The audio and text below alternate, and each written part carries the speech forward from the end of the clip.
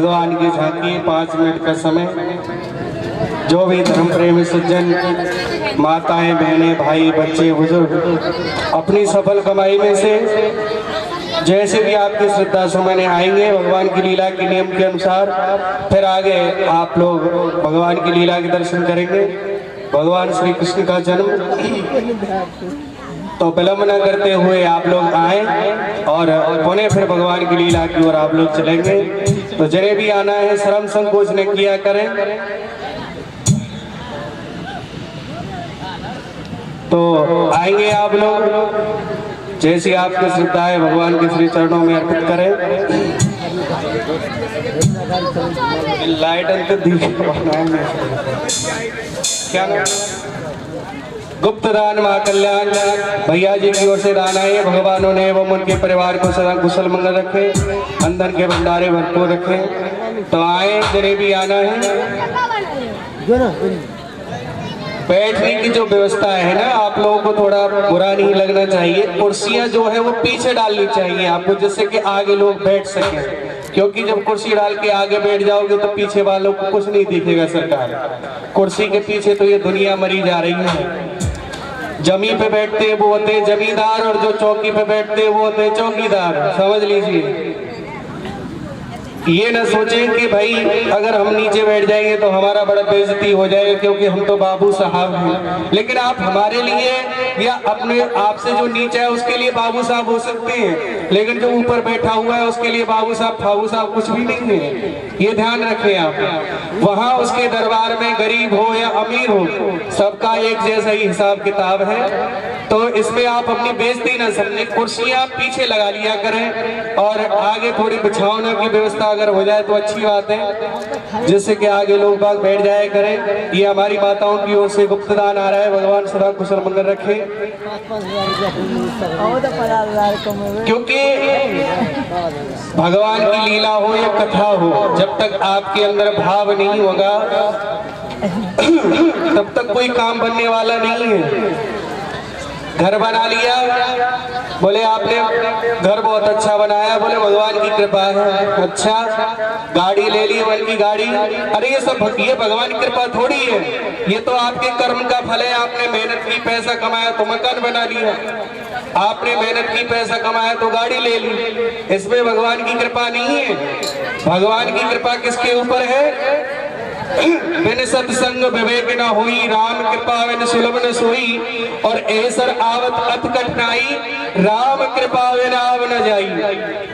उनके ऊपर है भगवान की कृपा। जो आप अपने घर को छोड़ करके यहाँ आए हैं, ये है भगवान की कृपा आपके ऊपर। और इसमें भी आप यहाँ पे आए और यहाँ पर भी आकर के अगर बाबू साहब बनेंगे तो सरकार फिर तो कहना ही क्या है। भगवान के दरबार में बाबू साहब नहीं, भक्त बन के आए।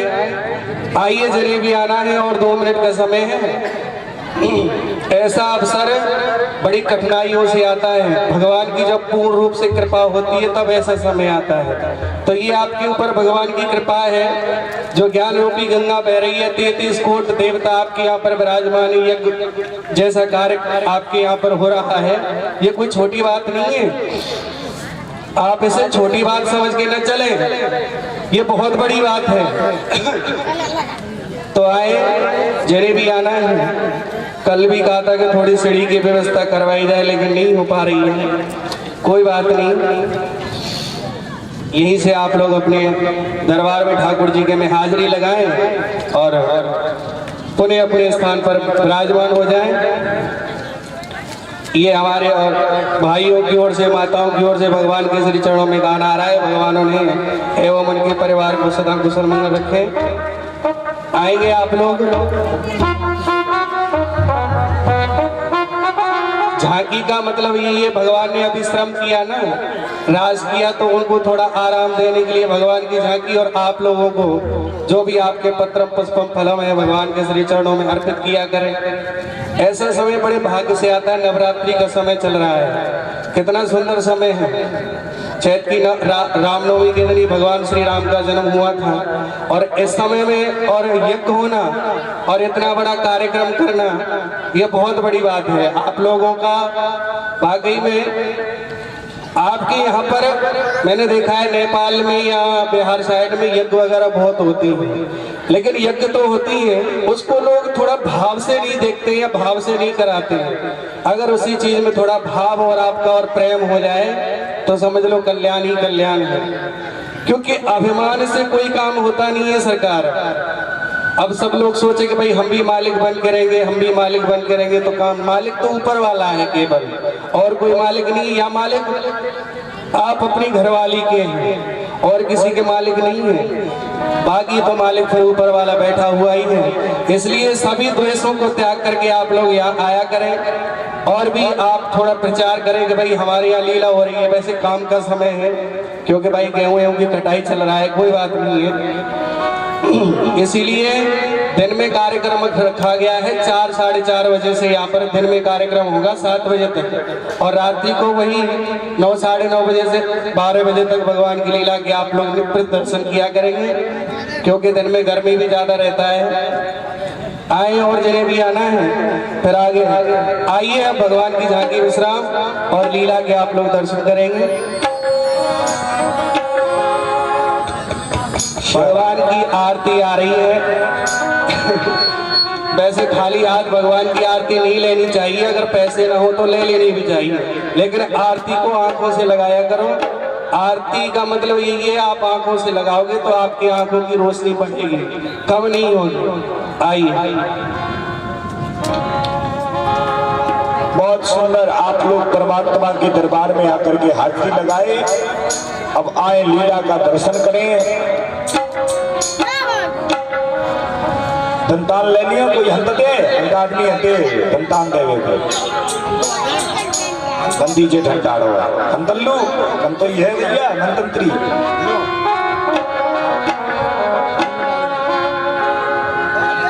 चलो दंते दियो इधर।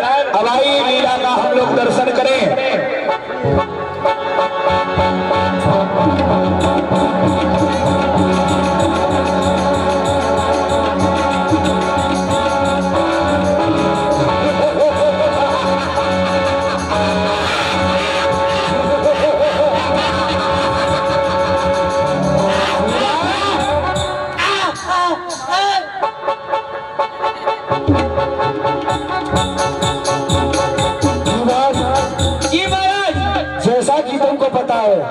कैसा हम पूछने बसदेव जी को और अपनी बहन देवकी को पहुंचाने के लिए स्वयं चलेंगे। हमारा दिग्विजय रथ तैयार कराया जाए, तैयार है, और माननीय बसदेव जी को बुलाया जाए। फूफा जी, फूफा जी का पधारना हो।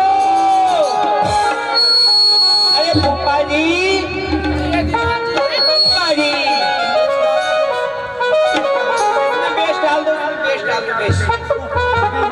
माननीय बसदेव जी, यदि आपको कष्ट ना हो, जिस समय मैं अपनी बहन को विदा करूंगा वो रोएगी, उसका रोना मुझसे सहन नहीं हो पाएगा। क्या कुछ दूरी तक आपको विदा करने के लिए मैं स्वयं चल सकता हूँ? क्यों नहीं राजन, ये तो बड़े सौभाग्य की बात है। जैसे तुम्हारी इच्छा वैसे हमारी भी इच्छा है। क्यों नहीं बसदेव जी, ये योदो वर कन्या की भामर किसके घर पड़ती नहीं, किस महल की चौखट बंधन वारों से सजती नहीं। आज है खुशी की बात, जो मैं रथवान बनूंगा, प्राण प्यारी बहन देवकी को पहुंचाने स्वयं चलूंगा। क्यों नहीं, मैं आपका रथवान बन के स्वयं ही चलता हूँ। कंस अपनी बहन को बड़े ही हर्ष के साथ में विदा करने जा रहा है। विवाह के बाद में इनकी आवाज बढ़ा दो। रथ चढ़ाय तब देवकी आप भयो रथवान, पहुंचावन अति बेग सो चलो सहित अभिमान। और इधर देवताओं ने देखा कि जिसके उधर से परमात्मा का अवतार होना है, वो स्त्री तो अपनी ससुराल जा रही है, क्यों नहीं कंस का वास्तविक रूप इस संसार के सामने लाया जाए। और देवताओं ने आकाशवाणी कर दी, कहीं क्षण गिरा विशाल हो तो भैया आकाश से होए कंस तेरा बाल, देवकी को सुत 8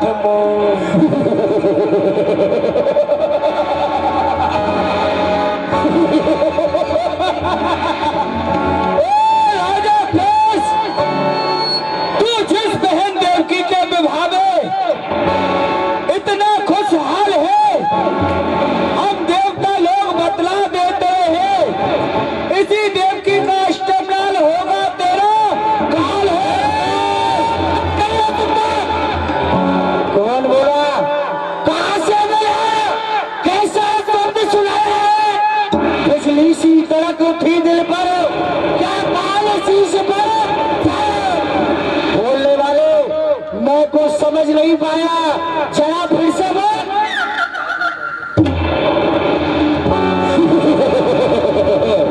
अरे मूर्खमंद अभिमानी, ये सुन, हम देवताओं की दूसरी वाणी, जिस बहन देवकी के विवाह में तू इतना खुशहाल है, हम देवता लोग बतला दे रहे हैं, इसी का अष्टमकाल होगा तेरा काल है।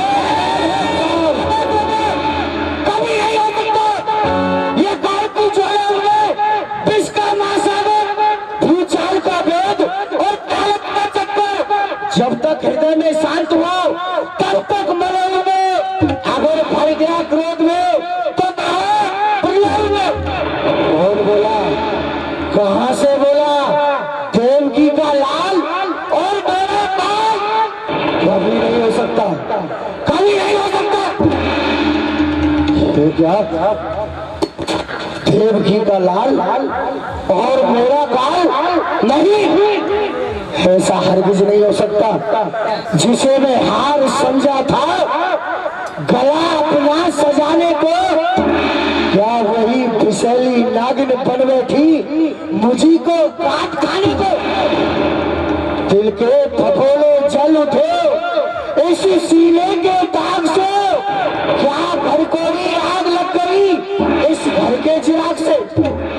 नहीं जमने दूंगा इस विशाली जल को, अवश्य उखाड़ करके फेंक दूंगा। मेरे काल को जन्म देने वाली विशाली नागिन रथ से नीचे उतर। ऐसे बकरे देव की गहलीनी, नहीं कजुलाज बहन की कीनी। भैया भैया देवकी भैया, आखिर मेरा कोई अपराध? कोई अपराध नहीं। मेरा कोई दोष? कोई दोष नहीं। अरे, तो फिर इतना क्रोध क्यों है? क्या मस्तक फिर गया है? हाँ, मेरा मस्तक फिर चुका है। जब तक ये खुला हुआ मस्तक तेरे सिर के टुकड़े टुकड़े नहीं कर देगा तब तक शांत नहीं हो सकता। भैया, मैं तेरी बहन हूँ, तू मेरा कुलदीपक भाई है। भाई होकर बहन के साथ ऐसी निछराई, आश्चर्य की कांटा बनी पंखुड़ी है सुमन की। भाई की खड़क चलती है गर्दन पे बहन की। हाँ, चलेगी गलत मर्दन पर बहन की। क्या सूचूंगा तेरे रक्त से अपने जीवन के चमन की। ऐसे बोल न बोल, ऐसे बोल न बोल। अरे मेरी दशा को देख, मेरी अवस्था को देख। अभी मेरा विवाह हुआ है, मैं सासरे जा रही हूँ। मेरे मांग के सिंदूर को देख, मेरे हाथों की मेहंदियों को देख, मेरे पैरों के महावर को देख। भैया देख चुका तेरे हाथों की मेहंदी, पैरों का महावर, मांग का सिंदूर। इस समय मेरे लिए सब हलावल पिस बन चुका है। भैया भैया, मैं तेरी बहन हूँ, तू मेरा कुलदीपक भाई है। भैया, मैं तुमसे, मैं गरीब गाय हूँ, गाय की तरह टकरा करके तुमसे क्षमा मांगती हूँ। भैया तो खूंखार सिंह हो,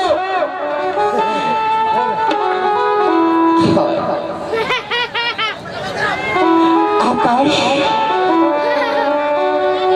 आकाश तो देख रहा है कि यही मेरा भाई है।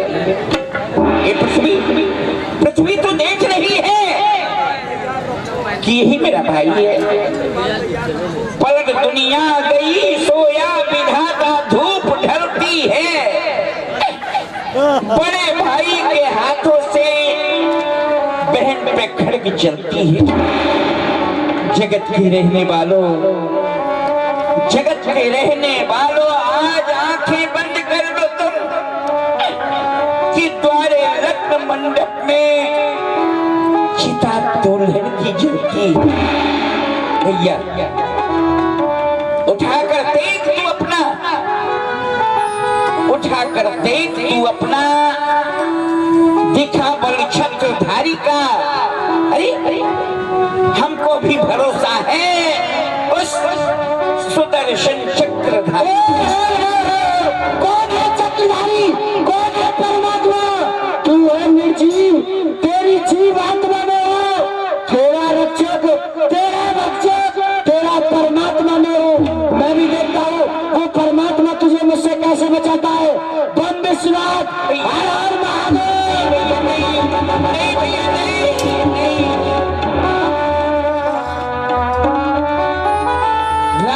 बसदेव जी ने रोक लिया। जैसे ही कंस देवकी को मारना चाहा, बसदेव जी ने रोका। क्यों बसदेव? राजन तुम गलत रास्ते पे जा रहे हो। वो किस तरह? राजन ठहरिए। राजन एक कैसे अत्याचार, भाई होकर बहन पर करते हो खड़ग का प्रहार। आपके क्षत्रियपन को धिक्कार है, धिक्कार है, धिक्कार है। क्यों बसदेव तुम बीच में आड़े आना चाहते हो? राजन पिया है एक कुल का दूध।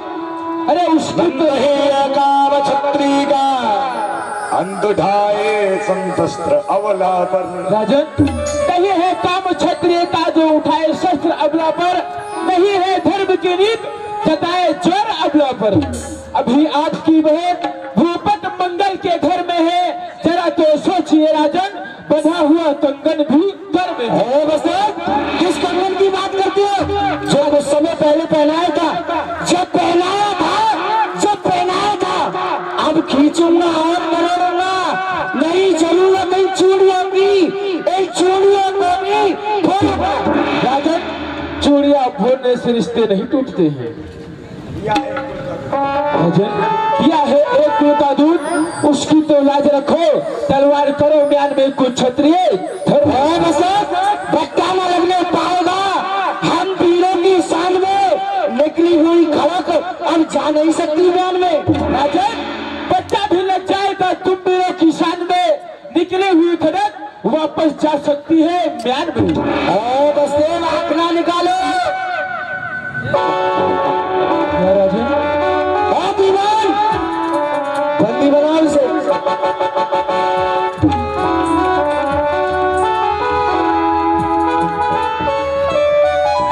अब तक तो मेरे द्वारे से एक ही आरती उठती, पर बसदेव तूने अपने मन में यह नहीं विचारा था कि मेरे यहाँ से तेरे और भी विवाह हो चुके, कन्या तो और ब्याह देऊं, पर यहाँ मार मेरे सोच बैठे हूँ। इसको मारे बगैर में छोड़ नहीं सकता। क्या राजनीति के बारे में आप भली भांति से नहीं जानते हो? आकाशवाणी हुई, क्या आपने ठीक से सुना नहीं? ताओ पेड़ जो विस्फल लागे, ताओ बने पहले ही त्यागे। जिस पेड़ पर विषैले फल लगते हो, उस पेड़ को हमेशा के लिए समाप्त कर देना चाहिए, उसको कभी खड़ा नहीं रहना चाहिए। राजन सर कटे या जान जाए परवाह नहीं इस देव की, जब तक हृदय में जान है मरने न दूंगा। अपनी आंखों को बोल लो, मुंह को मोड़ लो, चले जाओ यहाँ से। यदि तुम भी हिमाती होश हो तो तुम भी अंबर को जाओ। नारी नर पर सत्ता होती है, तुम नारी पर सत्ता हो जाओ। आंखें फोड़ने मुंह को मोड़ ले। अरे आंखें फोड़ने मुंह को मोड़ने बैठा आई संसार में, जन्म लेना था हमें किसी कायर पुरुष परिवार में। अरे सूर्य की संतान कहा कर किस तरह मुंह मोड़ ले, सामने हो अन्याय और आंखें